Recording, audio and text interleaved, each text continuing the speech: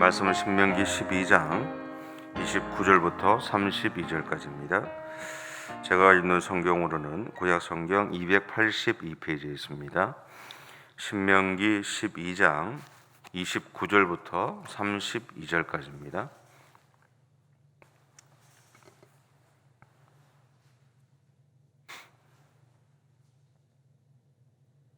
찾으셨어요?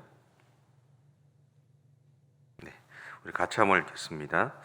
내 하나님 여호와께서 내가 들어가서 쫓아낼 그 민족들을 내 앞에서 멸절하시고 내가 그 땅을 차지하여 거기에 거주하게 하실 때에 너는 스스로 삼가 내 앞에서 멸망한 그들의 발자취를 잡아 올무로에 걸리지 말라. 또 그들의 신을 탐구하여 이르기를 이 민족들은 그 신들을 어떻게 숨겼는고 나도 그와 같이 하겠다 하지 말라. 내 하나님 여호와께는 내가 그와 같이 행하지 못할 것이라. 그들은 여호와께서 끓이시며 가증히 여기시는 일을 그들의 신들에게 행하여 심지어 자기들의 자녀를 불살라 그들의 신들에게 드렸느니라. 내가 너희에게 명령하는 이 모든 말을 너희는 지켜 행하고 그것에 가감하지 말지니라. 아멘. 엘리베이터가 고장이 나서 올라오시느라 고생하셨습니다. 오늘은 고쳐진다고 하니까 제가 퇴근할 때까지 확인을 해보고 만약에 안 고쳐지면 제가 문자를 보내드릴게요. 오늘 나오신 분들은 오늘 성경에 보면 여러분이 들고 있는 성경에도 나와 있는지 모르겠는데 이 부분에 대해서 소주제로 이렇게 쓰여 있는 말이 있습니다. 다른 신을 섬기지 말라 그렇게 쓰여 있어요. 근데 오늘 말씀을 이렇게 묵상하면서 제 마음에 이제 두 단어가 생각이 났습니다. 첫 번째는 타협이라는 단어였어요. 국어사전에서 타협에 대해서 찾아보니까 이렇게 표현이 되어 있어요.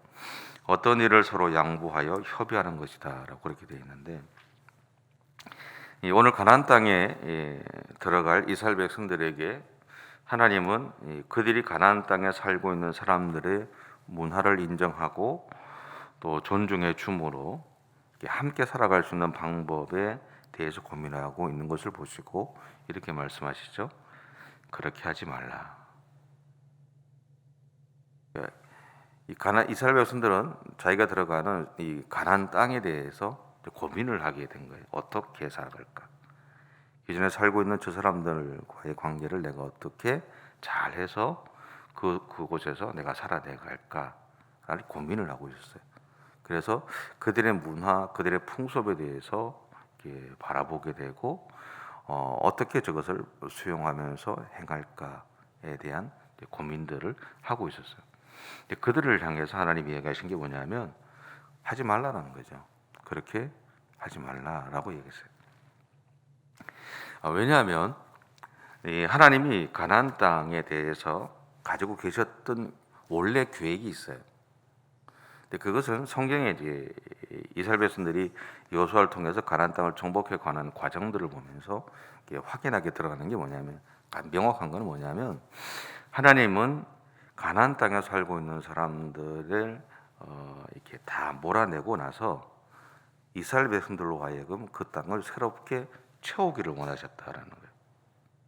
그러니까 이스라엘 백성들에게 하나님이 가나안 땅이라는 땅을 주셨을 때는 그 땅에 살고 있는 사람들과 함께 공존하는 개념으로서의 그 땅을 주시고자 하신 것이 아니라 그 땅에 있는 모든 사람들을 다 몰아낸 다음에 그 땅에 새로운 이스라엘 백성들만으로 시작되는 새로운 나라를 만들고 싶어 하시는 것이 하나님의 원래 계획이었다라는 거죠. 그런데 여호수아서에 보면 그런 하나님의 계획이 이스라엘 백성들의 판단에 의해서 결정에 의해서 변경되는 모습들을 보게 되죠. 그래서 지금도 중동에서 이 팔레스틴하고 그다음에 유대인들하고 싸우는 근본적인 출발점은 사실은 그 길에 있는 거예요. 팔레스틴 사람들의 입장에서 보면 자기 땅들이 맞아요. 또 이스라엘 백성들 입장에 유대인들 입장에서 보면 하나님이 자신들에게 주신 가나안 땅이 맞거든요. 근데 왜 이런 분쟁이 생기고 왜 저렇게 계속 싸우느냐는 결과적으로 뭐냐면 이스라엘 백성들이 하나님의 마음을 알지 못하고 그들의 선택과 결정에 의해서 하나님의 뜻을 변경시켰다라는 거죠. 그래서 그런 일들이 이제 일어나게 되었다라는 겁니다. 이스라엘 백성들 입장에서 우리가 생각해 보면 좀 이해할 수 있죠. 그들이 하나님의 마음을 알아가기 이전에 그들은 이미 그들이 들어갈 땅에서 어떻게 살아남을지에 대해서 고민할 수밖에 없었다라는 거예요. 원래 여기가 고향인 사람들도 있지만, 그러니까 여기가 원래 고향이 아닌 사람들도 있잖아요. 그렇죠? 그런 사람, 그런 분들은 여러분 생각해 보시면 내가 여기를 고향이 아니지만 내 삶의 터전을 살아남고 살아내가기 위해서 치열하게 싸워오지 않으셨어요? 소위 말하는 어느 정도 눈치도 보고 어느 정도 타협도 하고 그렇게 해오지 않으셨어요? 저는 목사다 보니까 자꾸 바뀌잖아요.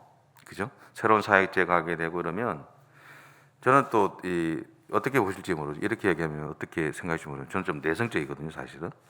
그러니까 제 안에 잠재되어 있는 것은 좀 내면적인 부로 보면 조금 내성적인 게 있어요. 그러니까 사람들한테 쭈뼛쭈뼛 가는 것에 대해서 처음 사람들한테 어려워하는 게 제 안에는 있어요.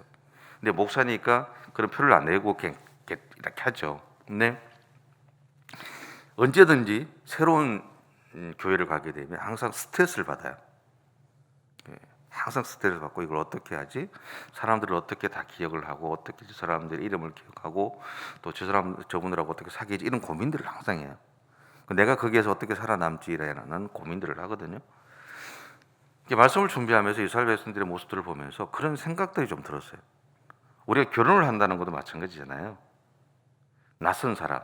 물론 나는 좋죠. 좋아서 하지만 실제로 결혼이라는 현실에 부딪혀서 결혼 준비를 할 때 대부분 많이 싸우잖아요. 보지 않으셨죠? 옛날에는, 그죠? 그냥 이렇게 결혼해 이러면 그냥 가셨잖아요, 그죠?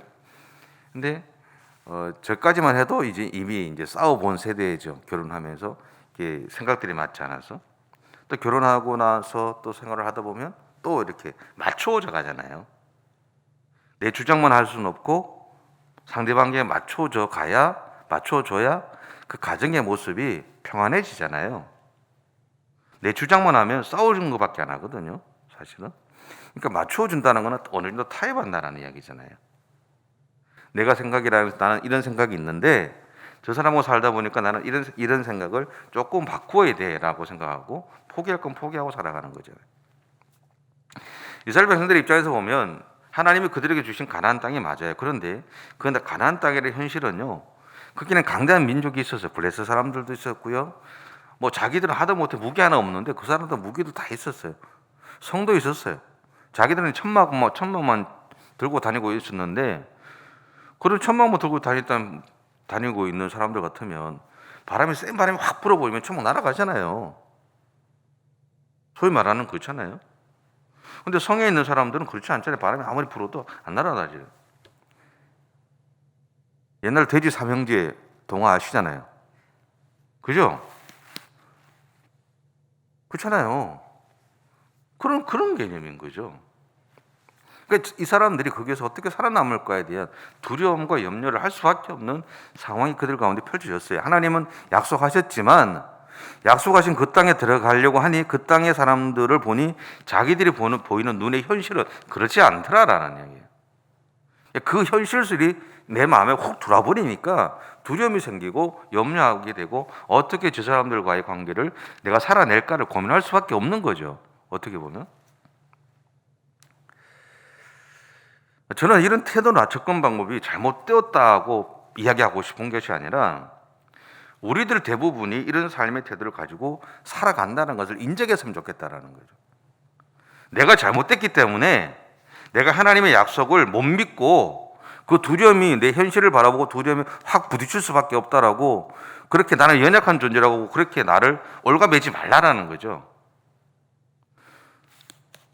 여러분 우리 중에 베드로처럼 예수님 만났다고 그래서 예수님 나도 무리를 걷게 해주세요라고 이야기했을 때 예수님 그러라 그랬을 때 베드로처럼 발을 이렇게 내디딜 사람이 있어요? 생각해 보자는 거죠. 저는 못 내릴 것 같아요. 왜냐하면 제가 갖고 있는 상식이 발을 물 위에 내리면 발은 빠지거든요. 수영은 할 줄 아는데 저는 뭘 못하느냐면 음파를 못합니다. 음파 이거 있잖아요. 이게 결국 뭐예요? 수영을 못하는 거죠.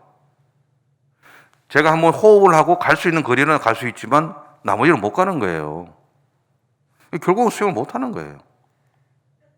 그런 사람은 물에 발을 깊은 물에다가 발을 내릴 수 있을까요? 못 내려요. 그렇잖아요. 우리가 그런 사람이라는 삶, 우리가 갖고 있는 그런 태도를 우리는 갖고 살아간다는 것을 인정했으면 좋겠어요. 왜냐하면 그렇게 되면요, 나와 같은 생각이나 삶의 태도를 가지고 있지 않은 사람에 대해서 우리는 보다 더 넉넉해질 수 있다라는 거죠. 내하고 좀 다른 생각, 다른 어떤 삶의 태도를 가지고 있는 사람들을 향해서도 수용할 수 있는 마음이 있다라는 거예요. 오늘 본문을 통해서 하나님의 마음을 생각해 보면요, 하나님은요, 우리가 가지고 있는 상식적인 태도에 대해서 비난하시는 것이 아니에요. 우리가 어떤 생각을 갖고 있고 우리가 어떤 상식적인 태도를 갖고 살아가는지 하나님은 알고 계시거든요. 다만 하나님의 마음을 알지 못하고 현실적인 어려움 앞에서 너무나 현실적인 해결책으로 살아가고자 하는 우리들을 바라보시면서 하나님의 마음을 알아가는 시간을 가지라고 말씀하고 있다는 거죠. 우리가 현실적인 삶의 태도를 살아간다고 해서 그것이 하나님이 우리를 향해 비난하는 것이 아니라, 그렇게 할 수밖에 없지만 그럼에도 불구하고 오늘 우리를 향한 하나님의 마음을 알아가는 시간을 조금 가져보라라는 거죠. 그 현실 속에 있지만, 두려움 가운데 있지만 그 두려움 속에만 갇혀 있지 말고, 그 갇혀 있는 그 순간에 나를 향한 하나님의 마음이, 내 삶에서 일어나는 이런 일들을 이렇게 일어나게 하시는 하나님의 마음이 뭔지를 조금은 알아가는 시간을 가져내보라는 거예요. 그것이 하나님이 이야기하시는 마음이라고 저는 생각해요. 다시 말하면 오늘 나에게 일어나는 일을 바라보면서 그 안에 있는 하나님의 마음이 무엇인지를 찾아가라는 것이고요, 오늘 나를 향한 하나님의 뜻이 어디에 있는지 한번 알아보라는 것이죠. 우리 신앙의 선배들 그런 얘기를 많이 했잖아요.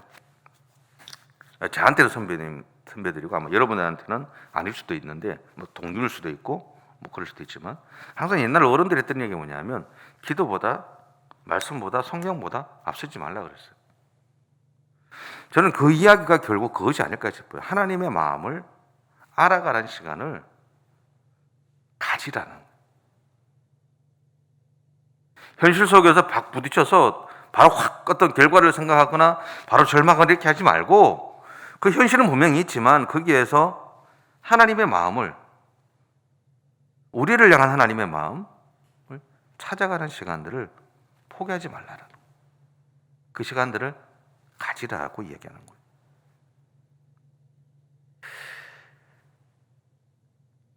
하나님은 오늘 우리 자신의 해결책으로 문제를 해결하기를 원했던 이스라엘 백성들이나 우리에게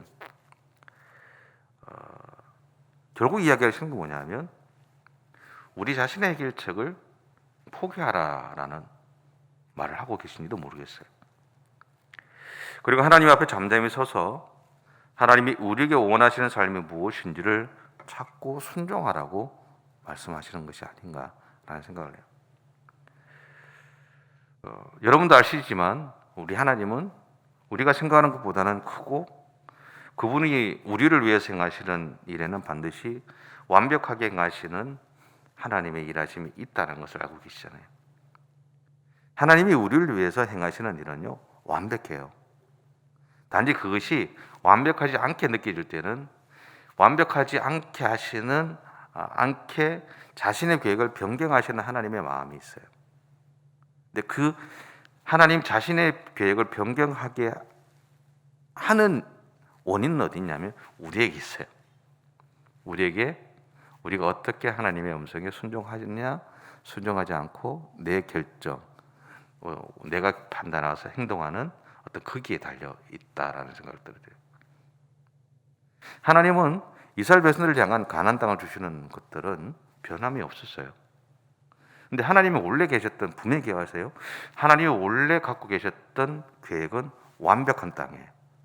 그 이야기는 그 땅에 있는 모든 것들을 다 몰아내고 그들에게 온전한 가나안 땅을 주기를 원하셨어요.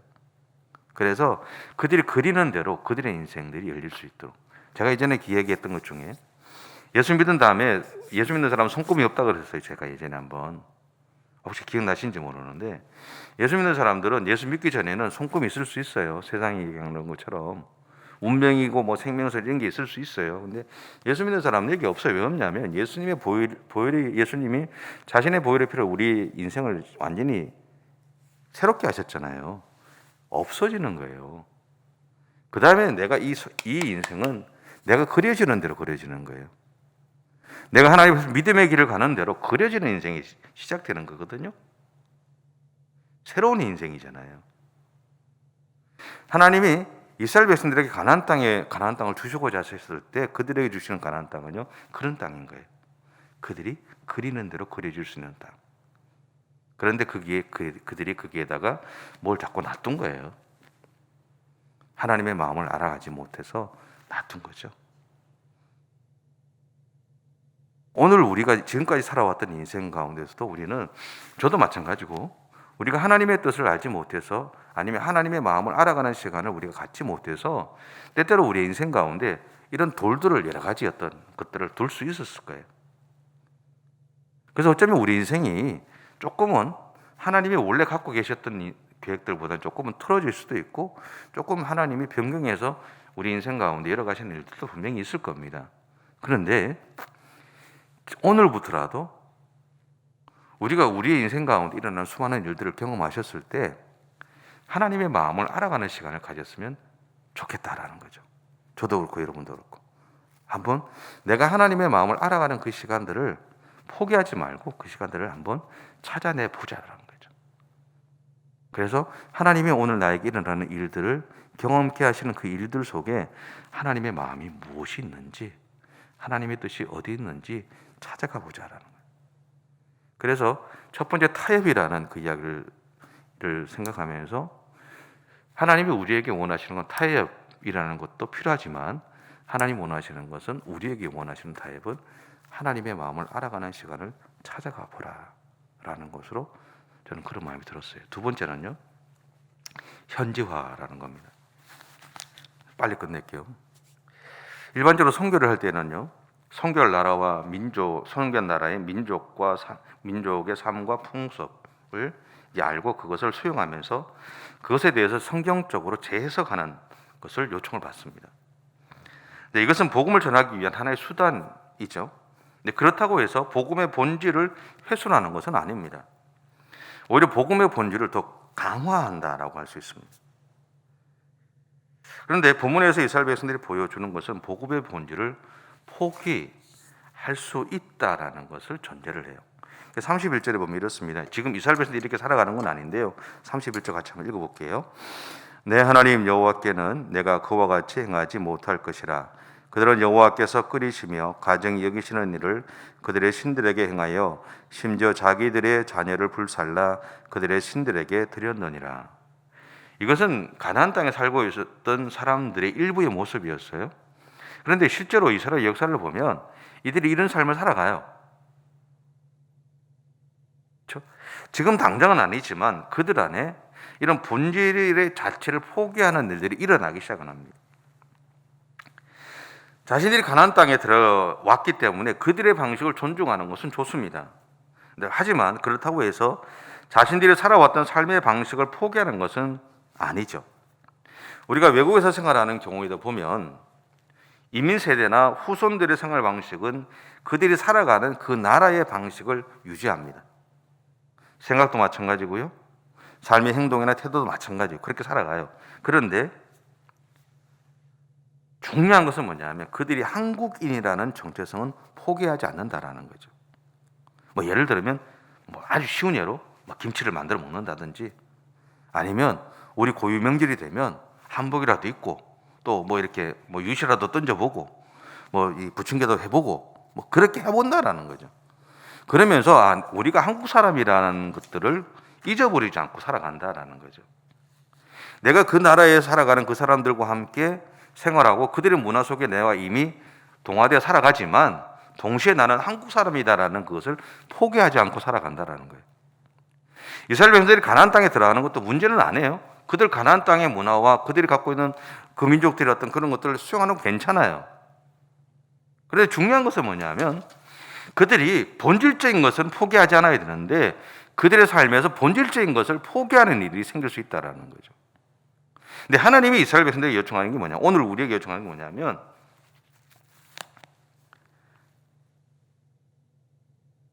현지화, 그러니까 그들의 민족, 뭐 오늘 예를 들어서 뭐 저 같은 사람들이 뭐 외부에서 서울로 올라오거나 아니면 올라왔을 때, 이게 저 같은 사람들은 억양이 남아 있잖아요. 그죠? 나이가 들수록 사투리가 튀어나오죠. 그렇잖아요. 여러분도 그렇지 않으세요? 근데 어쩔 수 없어요. 근데 자기도 모르게 그것을 가지고 살아가거든요. 근데 또 우리 안에는 또 뭐 있어요? 나는 서울 사람입니다. 나는 부천 사람입니다. 나는 경기도 사람입니다. 이렇게 생각하지 않으세요? 이미 삶의 모습들이나 태도나 사고는요, 이미 여기에 동화되어 있는 거예요. 근데 본질적인 것은 포기하지 않거든요. 내 안에 나는 그런 사람이야. 나는 그 고향의 어떤 그런 그것을 갖고 있는 사람이라는 것들을 포기하지 않고 살아가요.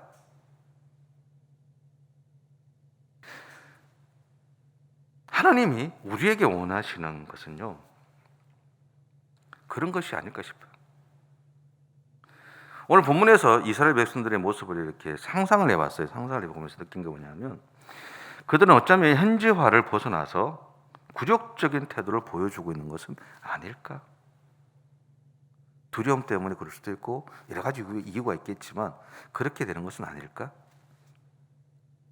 근데 그것은 다르게 보면 여기까지 인도해 오신 그들의 하나님을 버리는 행동이다라는 거죠.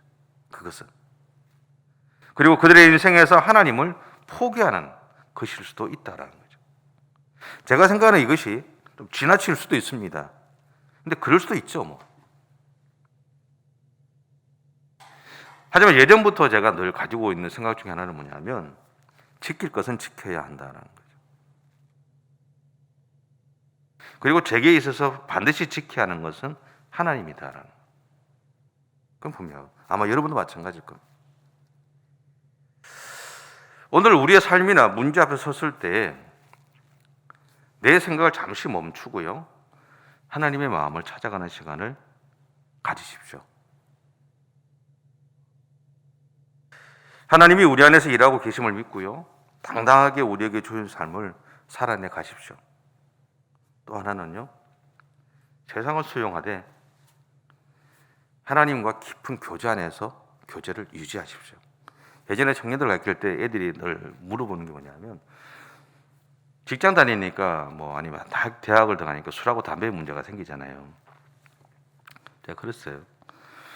기도하고 할 수 있으면 해. 웃으면서 그랬어요. 그러다가 마지막에 제가 부탁한 게 뭐냐면 너하고 하나님과의 관계를 그것이 방해한다면 하지 마.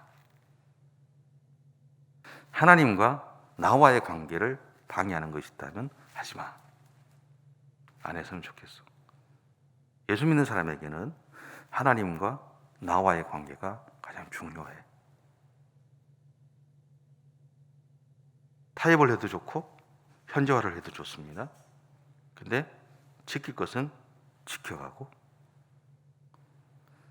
내 인생 가운데서 하나님의 마음을 알아가는 시간들을 놓치지 않고 살아가는 그런 저와 여러분의 삶이 되시면 좋겠습니다. 기도하겠습니다. 사랑의 주님, 감사합니다. 연약한 우리들을 사랑해 주셔서 감사하고 부족하지만 오늘도 우리와 함께 해주셔서 감사합니다. 그 하나님을 온전히 기억하고 그 하나님을 만나고 그 하나님을 붙잡는 믿음의 삶을 살아가는 우리 모든 성도들의 생애가 되어줄 수 있도록 인도해 주옵소서. 오늘 하루의 삶을 우리에게 주셨습니다. 이 하루 동안 우리와 함께 해주시고 우리를 통해서 일해 주시고 우리를 통해서 영광 받아 주시옵소서. 주께서 우리와 늘 함께 해주심에 감사드리며 예수님의 이름으로 기도드립니다. 아멘. 하늘에 계신 우리 아버지, 아버지의 이름을 거룩하게 하시며 아버지의 나라가 오게 하시며 아버지의 뜻이 하늘에서와 같이 땅에서도 이루어지게 하소서. 오늘 우리에게 일용할 양식을 주시고 우리가 우리에게 잘못한 사람을 용서하여 준 것 같이 우리 죄를 용서하여 주시고 우리를 시험에 빠지지 않게 하시고 악에서 구하소서. 나라와 권능과 영광이 영원히 아버지의 것입니다. 아멘.